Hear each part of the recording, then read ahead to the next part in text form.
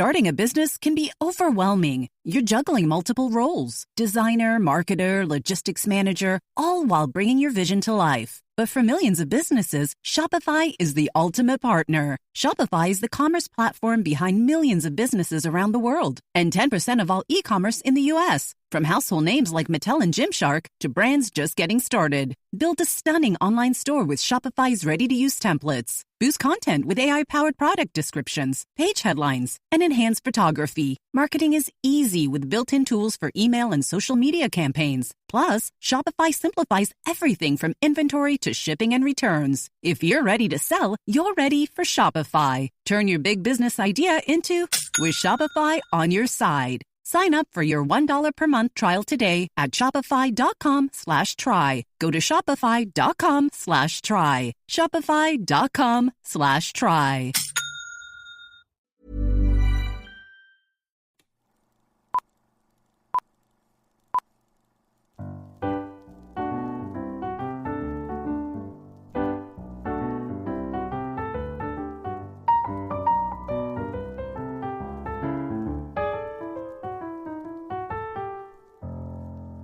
Hello and welcome to Just Films and That. We're going to discuss a film that we feel is underrated, underappreciated, or we just wanted to talk about it. I'm Josh Hallam, and I'm here as ever with Alice Oliver. Alice, how are you? Very well, thank you, Josh. And yourself? I'm okay. I'm a little bit warm because we're in a heat wave, and I do have a bit of a cold, which those two things don't really go together, but that's how I am. We're joined today by another fantastic guest. He is a comedian, he's a podcaster, he's a writer. Aaron Simmonds, how are you? Hello, mate. Yeah, I'm all right. Are you creating your own tornado in your own head? Is that's what's going to happen? Being hot and cold. Maybe, yeah, maybe. I'm going to get like chilblains like people used to do in the 50s or whatever. Great. Great. I look forward to seeing it. Like, I know the listener to this is only going to be able to hear it, but I will do an audio description of what happens to Josh's head via sort of temperature over the course of this episode. Very end of Raiders of the Lost Ark, I think it's going to sort of look like. Cool. But anyway, we always start with a completely random question, as you probably know. So we'll start with Alice. Alice, do you like cereal, breakfast cereal, I mean? And if so, what's the best cereal? Josh, mate, I flipping love cereal. Now, I know I've gone on a lot about how much I love crisps, but then cereal is like my second thing. I flipping love cereal. I love all the cereals. If I had to pick a favorite, oh man, so hard. I was actually thinking about this the other day because I love things like, so you know, you get like Jordan's Country Crisp with the custards and the strawberry and my God, delicious. It's like £3 a box though, like come on. But then also Cocoa Pops. Absolutely love Cocoa Pops. Classic. But then love all the plain stuff like Weetabix and shredded wheat, All Bran. I mean, All Bran's a bit of an intense one, but I do like. What's the matter I with love you? a bit of All Bran, a bit of All Bran with a banana sliced on top. Ooh, lovely. If I had to pick a favourite, I'd go with the Jordan's Country Crisp, I think. If I had to pick one. It's quite decadent. It's really high in fat and high in sugar. It's really more like a pudding. Really. I don't think I've ever had that. Is that like Special K or? No. It's so much better than Special K. I mean, I love Special K as well, but it's just a much more dense Special K. Jordan's Country Crisp. Jordan's Country Crisp. How have you never had that? I've seen it. I've seen it on the shelves. Oh, honestly, get a box. If you like a bit of strawberry. I treat myself. They do a strawberry one. I think there's a blackcurrant one. There's a pecan nut one. Oh, yeah. Are they sponsoring this episode? Yeah. No, I promise. What about you, Aaron? Do you like cereal? What's the best cereal? So, full disclosure, at the minute, I can't eat dairy or gluten. Right. I'm very fun. No. But apart from that, yes, I bloody love cereal, and I take slight issue with Alice's suggestion of Cocoa Pops, and I've got just a slight qualm about it. Oh, go on. Are you talking old Cocoa Pops before they changed the recipe, or are you talking about Cocoa Pops now since they changed the recipe, i.e., since they made it rubbish? So obviously it's never tasted as good as when I was, 6 years old, waking up in the morning, going to primary school, kind of trying to relive that magic. It's never quite happened. I didn't realize they'd changed the recipe. Is that because of the sugar tax? Yeah, and I'll be honest with you, Alice, I'm still furious about it. No. So before I was a comedian, I was a personal trainer, but I've got such a sweet tooth, and I've got such I was like 28 when they stopped making ricicles, and I'll be honest, I'm still not over it. Like, I was a 28-year-old man who was in perfectly good condition, and I was very happy with my body and very happy with my choices, and I was eating ricicles twice a day. Kellogg's just made that decision that I wasn't allowed to do that anymore because kids want sugar. I don't care about the kids. What about adults? What about me? Yeah. What about my ricicles? Put it on the top shelf next to the porn. I will go for the ricicles and the porn. Thank you very much. Yeah. The sugar tax thing has been devastating. I don't know if you've drank Ribena lately, but that is no way the same as it used to be. No way is it the same. Oh, it's so disappointing. To give you an idea of how sweet my sweet tooth is, I once accidentally poured like a glass worth of undiluted Ribena, and I drank the whole thing. God, neat! No. You drank it neat. I drank it neat. Yeah, I was like, I think in my head I'd seen like a cool guy in a movie could be like, "Give me a whiskey," and I was just sipping it and it was just Ribena. I mean, honestly, I don't think I stopped being hyperactive since that moment. No, probably not. I haven't slept. I haven't slept. Yeah. I just got images in my head of like you going to the shop and being like, to 20 cigarettes, please, and a bottle of gin, and a pack of ricicles off the top, please. Yeah. That's the perfect Saturday night. Yeah. Actually, I don't need the cigarettes or the alcohol. Just give me the ricicles. That's what I need. So they're your favourite ricicles? Yeah, absolutely. But when they stopped putting them in shops, I did go onto Amazon to see how many boxes of ricicles were still available to purchase. And I got like 6 or 7. And I was like, this will tide me over until they're restocked into the supermarket. It wasn't. They stopped making them. I'm still upset about it, guys. That's heartbreaking, isn't it? When your favourite thing stops getting made.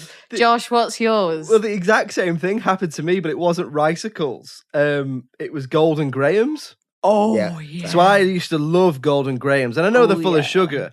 And for some reason, they stopped making them. So I used to buy them off, like these... you get these like American sweet shops online where it's like 20 quid for a pack of like Mike and Ike's and stuff. So I used to buy it online. And then they made a brief comeback. And then someone in charge of all the supermarkets went, no. People don't want Golden Grahams. Tell you what everybody really wants. Cinnamon Grahams for some reason. And they're everywhere. They're in every supermarket. And I've never heard someone be like, I just love Cinnamon Grahams, mate. I love a cereal that burns the throat. Like, the other thing about it, the thing that upsets me most about cereal Grahams compared to Golden Grahams, is it was alliterative, and they've gone, yeah, that's fine. Like, why were they were only called Grahams because they were golden? That's and true. They've gone, let's get rid of the gold thing. We'll keep the Graham because that makes sense for a cereal. Yeah. What should we call it? Cinnamon Grahams? Just another Graham, isn't it? Yeah. What? Just another Graham. Grahams are interchangeable. Unbelievable. So we'll move on to talking about this week's film, which is Aaron has chosen 50/50, which is from 2011. So spoiler warnings if you've not seen it. So Aaron, you chose this one. So what's it about, and why did you pick it? So the film is about this guy in his mid-20s. I think he's 25, and he doesn't drink, he doesn't smoke. The first thing you see him doing is jogging, and then he finds out that he's got cancer. Bummer. And he's given a diagnosis. Cancer is generally not a happy moment, but he's given survival rate of 50%, basically. And the film is all about how he's dealing with that news, but also his friends, his girlfriend, his parents, and it was when you asked me what film do I want to do, it was the first thing that came to my mind in terms of like, I could talk about that on that podcast. Yeah, that makes sense. That works, because the only other films that I really enjoy are superhero films, which I don't think you can claim Endgame is underappreciated or underrated. It's the best movie ever. We're not having this discussion. It's the best movie ever. But the only other movies that I like are terrible movies. And I really hate watching them. And, as much as I would love to talk about, Dwayne Johnson's Skyscraper for 40 minutes to an hour, I'm not sure how many people would want to listen to me talk about, The Rock pretending to be The Rock, but with one leg. Oh, is it that one? I get the Dwayne Johnson ones mixed up. I was thinking of Rampage, I think. It's, you know what? I like Rampage. I wouldn't be. You're not the only one who's done that. I think The Rock got confused at one point. They're almost identical. The Rock has one leg, and that's the only difference. The Rock has one leg in Skyscraper and has a big giant gorilla friend in Rampage. That's the only differentiating part of those movies. I just shot them in between gym sessions. I don't know. Yeah. I had to have a protein shake on set, but apart from that, it was absolutely fine. So would you say you've picked this simply from a point of view of you want to talk about it, you like it, or do you think it's perhaps underseen, underrated? Yeah, I think it's a cool movie. It was one of those things that I don't remember how I watched it. And I think that sort of indicates that it was probably underseen or people weren't quite as aware of it as there could be of other films. So basically it's Joseph Gordon-Levitt, Seth Rogen and Anna Kendrick. And I was like, I like all of those people. I'm going to download that movie. And I didn't really know much about it before I watched it because I would say it's a drama with a bit of comedy in it. And I'm very much a comedy guy. I'm not here to, I don't think, I could have a good cry. I don't get people who want a good cry. This is just it's not my bag. But I like Joseph Gordon-Levitt. I like Seth Rogen. I like Anna Kendrick. And I was like, I don't think I actually had heard of Anna Kendrick at this point. I think this is the reason why I like Anna Kendrick. But yeah, it's just a really, well-balanced, lovely film. And it just makes me feel good. Like I've watched it sort of 4 times now, I would have thought. And every time I think, yeah, this is a bloody good movie, isn't it? Just a good movie. And that is what I believe is the premise of this podcast. Yeah, pretty much spot on. Nailed it. Yeah. So Alice, had you seen this one before? I hadn't seen it, but it was one of those that every time I saw the thumbnail, like on Netflix or on various online streaming services, I was like, I need to watch that film. I reckon I'd like it. I'm a huge fan of Seth Rogen as an actor and just as a person. Really love Joseph Gordon-Levitt as well. And I knew it was about cancer. You can kind of tell that it's about cancer just from the thumbnail because it's 50-50 and he's about to shave his head. And I think because the whole shaving the head thing is obviously that's quite a monumental step for so many people who do undergo chemotherapy. So that image is quite evocative, even though it's so simple. So I kind of got what it was about. So it's like, okay, it's these 2 comedy actors taking on a story about cancer. I was like, that's going to be interesting. But I absolutely loved it. I thought it was a brilliant film. I thought it was beautifully written. I thought the acting was superb. Joseph Gordon-Levitt gave such a wonderful performance and does this really good job at playing someone like he was so good at looking like vacant so much of the time. Like, because so much of his experience of having cancer is having to kind of moderate the people around him. Like his mum gets upset and his very short-term girlfriend gets upset. Obviously, his dad is suffering from Alzheimer's. And then you've got his best mate in Seth Rogen's character who's kind of not quite sure how to handle it, but he is the most supportive person around him. So a lot of the time he's trying to moderate that and just kind of get from day to day. And he just does such a good job at looking like a guy who's really struggling to hold it all together. And he has like this vacant look in him and it's kind of like mixed in with this sort of shock and horror at what's happening. But I thought it was brilliant. I did shed a few tears. I am one of these people who I don't mind like a bit of a cry. Like if I've gone like a few months without crying and it's been like, I'm having like a stressful time or I'm feeling particularly anxious or whatever, I do get to a point where I'm like, I need to cry. Like I need to let out some of this emotion and I can't just sit there and start crying. So it's like, if I find a sad film, something that is a bit of a jerker, then it's quite cathartic for me. What about you, Josh? Had you seen this one? Yeah, so I'd seen this one before. So I remember when I didn't go and see it in the cinema, but I remember when it came out because the whole marketing premise of the film when it was released was that the guy who wrote it is Adam. It is Adam, isn't it? Joseph Gordon-Levitt's character. I'm getting confused because I think the real guy's called Will and I always get the two confused. Yes, but, I think. But the whole thing was the writer with Seth Rogen, Joseph Gordon-Levitt being like, it's a story about, me and I got cancer and it's 50-50 and see how it all plays out sort of thing. And it was sort of a quite darkly comic way of trying to market the film. So I first saw it. This film does stick in my memory because I watched it the first time I moved house into my first address with my partner now. So that thing when all your stuff's packed away and you're just sort of sitting there waiting to go to bed and you're like, God, we have to do something. So I just bought a DVD, and I think it's just one of those where back in the day it was just like at the front of HMV. I think that looks good, and I put it on, and I love, and I agree with you, Alice. Everything you've just said. I mean, I think it's a brilliant film. I think it's really good. What I quite like about it is that it's quite a realistic and naturalistic way of telling a really familiar story, and I quite like that it's an exploration of the human condition, because it does it, like you say, by he's very vacant, and it's more about him. It's almost about him not dealing with it, but having to deal with everyone around him, and I quite like that, and down to things like the more naturalistic dialogue. Like, it's from that era of films where it was obviously a case of there was a script, but there was also a we'll just keep saying stuff and see what comes out. And I quite like that. I think it gives it a really, it's almost like a really unique take to have such a dark subject and a story that has been done many, many times, but never really quite been done like this. So what about you, Anne? Like, what is it you particularly like about it, or is it just an overall package you just love it?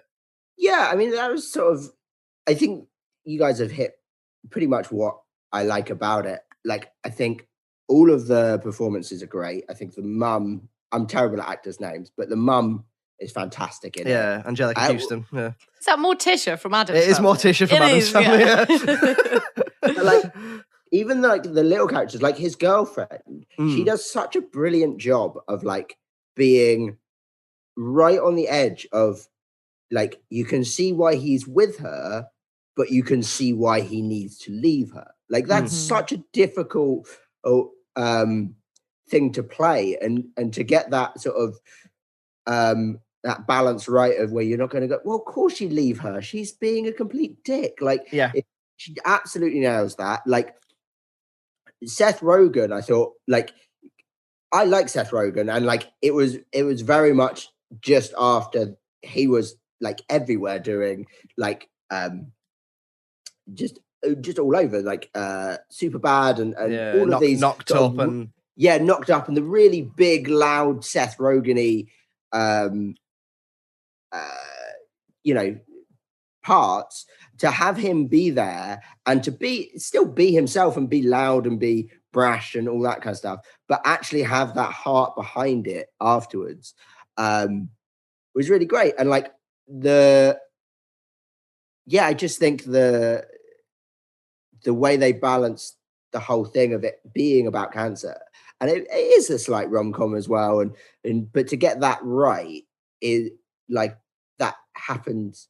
Like, I am not a big fan of boy meets girl, they kiss, end of movie. Like, I just don't like the heteronormative. Everything's fine when you find one girl and everything's sorted. Sorry, I was gonna do a really, really obvious plug for my show, but I'm gonna hold off until the end. Okay. If you want to hear more about how I'm not interested in heteronormative, come see my show. It's all about polyamory. Anyway, back to this. But no, I just think the way they did it was so like brilliantly done. Like, they made it about those two people rather than, okay, we need to give them a reason to kiss at the end. Let's just get them to push their faces together. Like, it was actually earned, I felt. I really like that, because it's quite interesting. Like you said, it's almost a realistic portrayal of what actually it is like, and it's not in any way. At no point does it sort of sell out and become cheesy, which I think a lot of when you think of this sort of film, quite often you do associate it with a certain emotional sort of baggage. If you work hard enough, you can beat cancer. It doesn't take that. It's just, he was given 50-50, and the coin flip landed on his side. But I'm interested to picking up what you were saying about his girlfriend character, the Bryce Dallas Howard character. I really enjoyed the way that it explored complex sort of emotions and stuff. And she, I think, is a really good example of that, because so she essentially cheats on him, but she's not actually made out to be a big bad villain. It's almost like she's a flawed person. She's a flawed person who's under a lot of pressure and she can't really cope with what is going on. And it's not, Seth Rogen is very antagonistic towards her, but even Joseph Gordon-Levitt's character he's not particularly like, there's no big like, yeah, get out sort of thing. There's just like a, oh, well, it is what it is sort of thing. Yeah, get the fuck off my porch. Yeah, just dead quietly. Yeah, I mean, they do it really well in terms of like making it seem like they've got problems before it. Yeah. Like she doesn't want to be in that relationship anyway. And then he goes, I've got cancer, but you can leave if you want to. And you're like, no one wants to be in that position. Be like, yeah, I was going to break up with you anyway. But now, I think we should break up. It's not to do with the cancer. Like, of course you're gonna say yes. And then that pressure builds and builds and builds. It's, again, she is not the person that you're rooting for him to be with in any way, shape or form, but it's not a question of, he has to prove himself to her or outdo her or make this big sort of gesture. Everything he does post breakup has got no relevance to her. But like you say, it really explores those sort of almost real people. They feel like real people. They feel like real emotions. Like, and I do like the fact, as I've already said, that they don't sort of buckle under the pressure of it being cheesy. So, for example, at the end, he's going to go in for surgery, and it's very much like, hopefully it'll help, but it might not. And they say their goodbyes, and that could have been a really melodramatic, emotionally sort of heart-wrenchingly, almost a bit manipulative scene. So, for example, you get the bit where he says to his dad, "I love you" and goodbye, but his dad's got Alzheimer's, and I feel like in the hands of a less skilled director and writer, his dad would have probably suddenly come to and said, "Oh, I love you too." And in fact, it's very much like, I don't know what you're talking about, because I'm unwell. So but look at this jacket. Isn't it lovely? No, and I thought that was really good. And like the way that they get Anna Kendrick to come in and sit on the other side and be like, "Oh, I'm one of the doctors," like that bit, and like even in that really sort of heavy moment, like Seth Rogen going, "Did he call me a dick?" Like, just to make that joke at that point, just so that it's not so heavy throughout the whole thing. Like, a lot of people would be like, "Oh, why don't you just let that emotional weight there?" But no, that's the whole point, is you need to release that so that when they come in and say whether or not he lives or dies, like, the surgery is successful, more accurately, you're not already at like breaking point, so that you've got one way or the other to go. The other thing that I would say is, when you say, I think it feels real, I think that comes down to that guy's experience. Like, if you talk about what it was like that time you had cancer, is much more real than going, "God, I wonder what it'd be like if I had cancer." Like, oh, that'd be so tough. Yeah, let me write about that. And like, you can tell that this guy's been through it. You can tell that he knows the experience of what he's writing about, and it comes through. Yeah, no, you're absolutely right. I couldn't agree more, because it's like, and it's also like you say, it's that perfect example of how almost in real life, when faced with these real sort of challenges, people do find stupid jokes in those moments, and it's an example of almost how comedy and tragedy go hand in hand so well. So, his best friend's being operated on, and he's talking to his therapist, like, did he say he was a dick? And his mum is like, "I only smothered him because I love him." and straight away after that, the doctor, like you say, comes out to discuss the surgery, and she speaks to them before eventually telling him that he's still alive, and there's been some complications. And Seth Rogen just goes, "Well, you should start with that then." Yeah. And it's just a really beautifully sort of quite poignant but funny, but also, it's finding lightness in the dark, I guess. As someone who has to make a joke anytime he mentions any kind of feelings, I totally get that. Like, I'm unable to explain, any kind of emotion or just anything without putting some kind of joke in it. Because, you know, classic British emotional repression. Sure, needy comedian is another way of putting it, but you know, either or is fine. But yeah, no, that's great. So I want to, obviously we touched a little bit on the performances, but I mean, until I saw this, I had never really seen Joseph Gordon-Levitt give like such a good performance. I'd always thought he was solid, but like he's amazing in this. Yeah. And like I think you touched on it earlier, the vacancy of it, and the fact that it's almost happening outside of him, and it's everybody else is dealing with it is hitting him harder than him, and he's still in a bit of a denial throughout the whole thing. I think it's only when so basically when he's getting chemo, he meets a couple of other people with cancer, and they're obviously a little bit older than he is, and they're in a bit of denial as well. And one of them dies halfway through the film, and that's when it really sort of hits him that, you know, this is going to happen. And he's having therapy throughout the whole thing. He's not really engaging in it. He's just looking to sort of do the easy option of going, oh, can we do the breathing exercises, or can we not talk about my mum, or whatever it is. And then once that hits, he then starts to feel it as well. And that's a really great turning point in the movie, I think. Yeah, there's that moment, isn't there, where he has that sort of a little bit of a breakdown in the car. And I just remember that. I think that was the first time I was like, oof, like, and that's probably the one really dark moment in the film. And that they use it so sparingly and so well that it really has, for me, like a full impact, because it's the only time you see him show such a volatile emotion. Because for the rest of it, like Alice said and you've said, he's very vacant and sort of quite stoic and still, and just sort of almost just getting on with it. But that point, on the counter of that, how Anna Kendrick deals with that. So Anna Kendrick is his therapist throughout the whole thing, and you know, is very young, very new to therapy, and is trying to be as professional as she can be, and you know, is slipping up, you know, because people who are young and new to jobs make mistakes in it. If you want proof of that, you could see my first 5 gigs. Awful business. Anyway,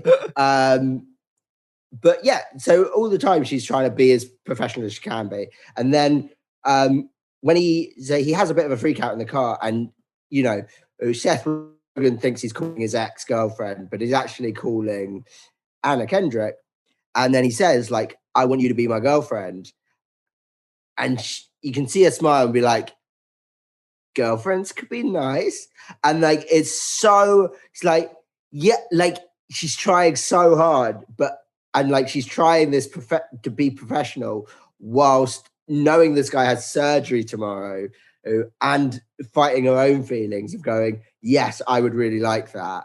It's just brilliantly done, I think. I just really, really liked the film, and I think the relationship between, is it Kyle, Seth Rogen's character? Yeah. So the relationship between Kyle and Adam obviously really makes this film, and their chemistry together is lovely, and they just got such a good thing going on screen, and they complement each other so well. And it was just such a nice way to view this journey. Obviously, and to hear, you know, when you've got the diagnosis of cancer at the age of, because he's in his like mid to late 20s, isn't he? And like you say, he's been so sort of safety conscious and health conscious about his life up until that point. That is just everybody's worst nightmare. And it just takes you on such an interesting journey of it. And it is such an interesting depiction. And just going off something you said before, Josh, it isn't trying to emotionally manipulate you. Or if it is, it does it very, very well and very, very subtly. But it's not these big sort of teary, dramatic, wailing moments, is it? It's all just these very subtle things. Like when they go to pick up girls at the bar, and then Adam's halfway through having sex with one of them, and he's just like, nah, you're gonna have to get off, it hurts my back. Like, it's not much of anything. It's just very real and very natural. The whole thing just felt like that. Yeah Couldn't agree more. Yeah, I mean, like it's also a very real depiction of sex, which doesn't happen often in movies, which is like, oh no, this isn't, you know, full orgasm 24/7 every single day of the week. Like usually when it's sex, it's not what sex is like. So that was nice. and being like, oh, this isn't actually good for either of us. My back hurts, it actually. Doesn't paint me in a good light. I have had sex with people who have enjoyed having sex with me. I just need to put that out there. Not all the sex I have is bad, but some of it. So we'll move on to things that we perhaps would change or perhaps didn't like about the film. Is there anything for you, Alice? Is there anything that you particularly didn't like? No, literally nothing. Like, I enjoyed it from start to finish. It made me feel happy. It made me feel sad. It had a great soundtrack, great cast, great acting, great script. I really did. I just enjoyed it all, and I knew I was going to like it. Like, I am a bit, biased towards Seth Rogen, Joseph Gordon-Levitt. I knew that I was going to enjoy it anyway. And I just did. And I enjoyed every single aspect of it. I enjoyed the concept. And I don't think there is anything to change about it, really, at all. I don't think have we ever said that about any of the films we've done on this podcast? Possibly a couple of the classics. I think the Great Dictator. I think we said we wouldn't change anything about that. I can't quite remember. What about you, Aaron? Is there anything that you've looked back and you think, actually no, or is it just no? It's great. Yeah, I mean, it's nothing jumps out. I don't think it's like a perfect movie. In my head, like a perfect movie is School of Rock, where you literally don't change a thing. You just watch it and then you watch it again because it's perfect. Mate, I've seen that film maybe 15, 20 times. I went through such a phase with it. Perfect. It's just perfect. Mr. Schneebly. Anyway. Actually, it's Schneebly. But I think in terms of 50-50, I think there's nothing that jumps out. Like, there are a few bits and pieces that, are not, would be like minor quibbles, but the cleaning a car and that changing their dynamic completely. I thought that was like, okay, we need a reason for them to move forward. Yeah. And for her to start calling him out and stuff. But that's a very, very minor gripe. Just to prove that it's not perfect like School of Rock. Mm. Yeah, I totally understand what you're saying there as well, because it's like, oh, you cleaned my car, so now this is how I feel about you now. And it's like, well, in reality, if that happened, it would just be like, oh, he's just got a bit of OCD. Like, I would feel a bit uncomfortable sitting in someone's car that was that messy. And she was a little bit messy when he come into her office that first time as well, and her sort of sandwich was just on the side and she just kind of left it there and that. So no, I totally get that point. So what about you, Josh? Was there anything that you didn't like or you maybe would change? Nothing massive, nothing like you both said, little things that I might change. There was the odd bit of dialogue that Seth Rogen's character said, which was a little bit misogynistic, a little bit talking about handjobs and blowjobs here and there. But I don't know if I'd change it because I don't know if actually his character is compensating. Do you know what I mean? If his character is making up for how nervous he feels about his friend's condition. I don't know. What would you say? Yeah, I would maybe agree. I'd forgotten that he was a little bit like that because it's towards the end, isn't it? And they obviously make a big deal about the fact that they haven't had sex in 3 weeks. Yeah. And it's like, is that a long time, really? Fucking hell. Yeah. When you get into your 30s especially, it's wow, as someone 3 weeks. Who's in 2 different relationships, I don't think I could last 3 weeks. But that's neither here nor there. But no, there are bits of his dialogue that feel a little bit like they're actually from another film. Mm-hmm. They feel like they're from a Seth Rogen comedy. It's a bit for me, I don't know if it's just because I like the film so much. I just took it as he's overcompensating because he's nervous about the situation. Yeah, I think there's definitely room to give him that.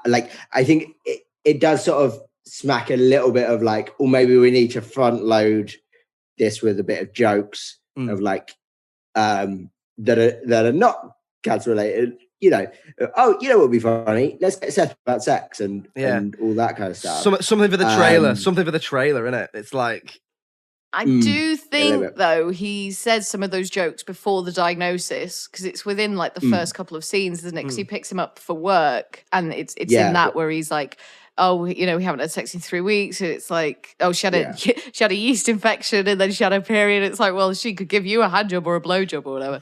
But it wasn't, I don't know, anything that comes out of Seth Rogen's mouth. Like, I don't find him offensive at all. Lovable, and I can't find anything that he says offensive. Okay, so we'll move on to talking about the critical reception then. So, have either of you seen the critical reception for this? Do you know how it did critically? No, I mean, I presume pretty well because it's a great movie. Yeah. Alice, how do you reckon it did? I do reckon it did quite well, and I would mark it quite high. I think the writing is incredibly good. The story itself is brilliant. The acting is really good. And I don't think there's really many areas that you could fault it. No. So if I was going to hazard a guess, I would say kind of a generous 7. Like maybe kind of if we go 7.9, I just don't think it would maybe teeter quite into the 8s. Okay. With the critics, at least. Okay, well, let's have a look then. So the IMDb at time of recording is 7.6 out of 10. Mm-hmm. And the audience score on Rotten That's a very Tomatoes, good guess, Alice. I will give you that. She always, mate, my guesses are pretty she always gets pretty close.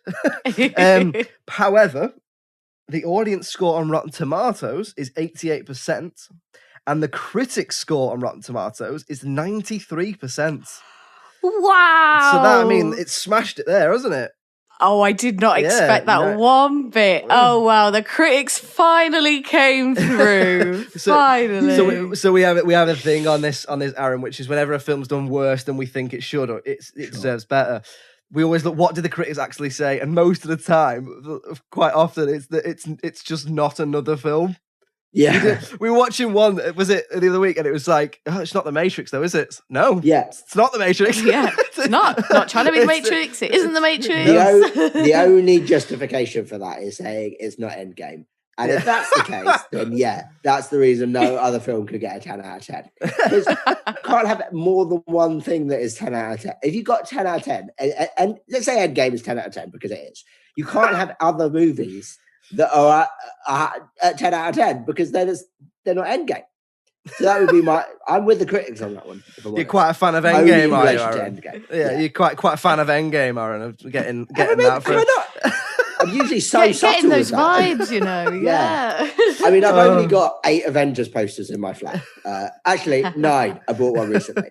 Yeah, no, a little bit obsessed, but it's fine, right? I'm 31. So back to the critical reception then. Is that fair? Is it high? Is it low? How do you feel now that you've heard those numbers, Aaron?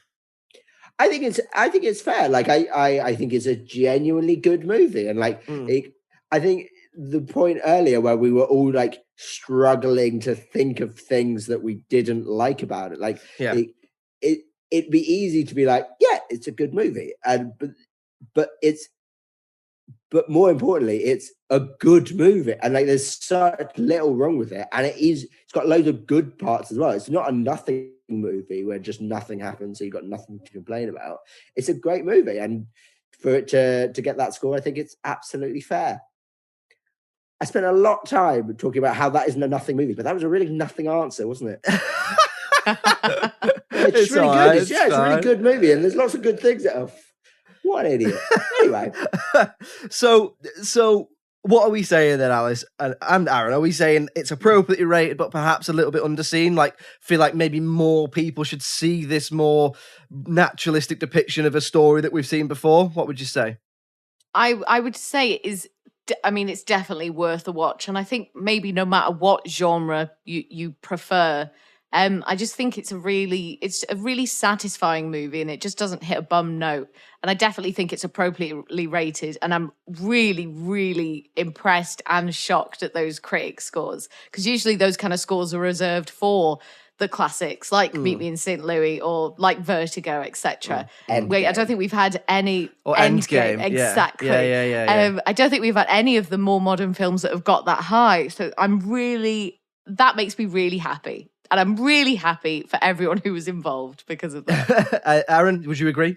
Yeah, absolutely. I'm delighted that I was able to recommend a movie that Alice enjoyed so much. It makes you feel like And as for Endgame, my personal take is that it should be the only film that is allowed to be rated out of 3,000. So that way you can say, Oh. You love it 3000. Look at that. There we go. There we go. It was worth it. So there we go. Another one for the appropriately rated, underseen, definitely check it out pile, which is quite a niche pile, but definitely check out 50/50. So Aaron, thank you very much for coming on. So where can we see you? What's going on? Where can our audience look for you?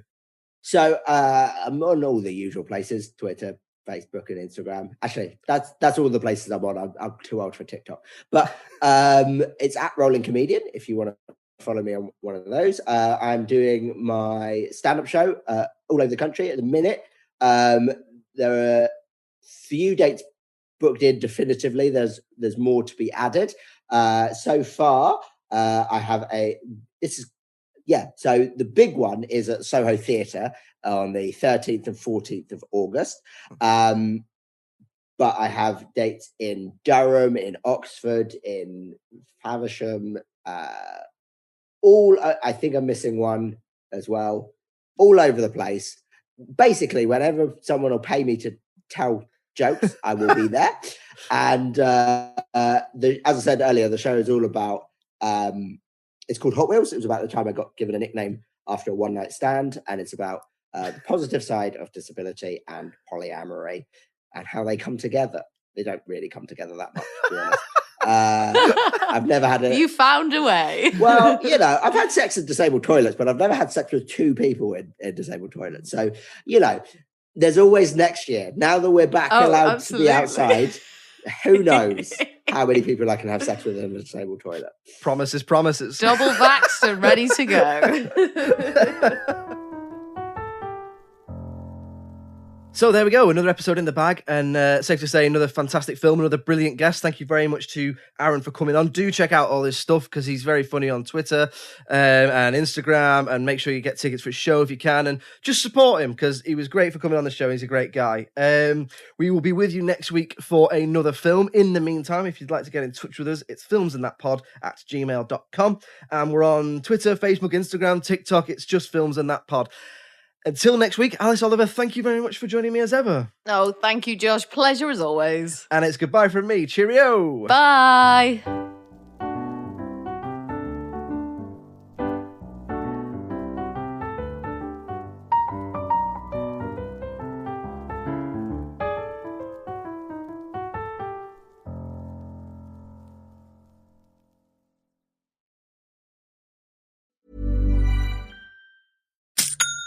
Starting a business can be overwhelming. You're juggling multiple roles: designer, marketer, logistics manager, all while bringing your vision to life. But for millions of businesses, Shopify is the ultimate partner. Shopify is the commerce platform behind millions of businesses around the world, and 10% of all e-commerce in the U.S. From household names like Mattel and Gymshark to brands just getting started. Build a stunning online store with Shopify's ready-to-use templates. Boost content with AI-powered product descriptions, page headlines, and enhanced photography. Marketing is easy with built-in tools for email and social media campaigns. Plus, Shopify simplifies everything from inventory to shipping and returns. If you're ready to sell, you're ready for Shopify. Turn your big business idea into with Shopify on your side. Sign up for your $1 per month trial today at shopify.com/try. Go to shopify.com/try. Shopify.com/try.